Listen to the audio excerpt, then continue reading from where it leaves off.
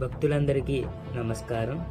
ఏలూరు జిల్లాలోని పోలవరం ప్రాజెక్ట్ సమీపంలోని కొత్త రామాయపేట గ్రామంలో ప్రతిష్ఠించబడిన శ్రీ వారాహి అమ్మవారికి ప్రతిరోజు భక్తుల చేతుల మీదుగా స్వయంగా కుంకుమర్చన కార్యక్రమం వైభవంగా నిర్వహించబడుతుంది.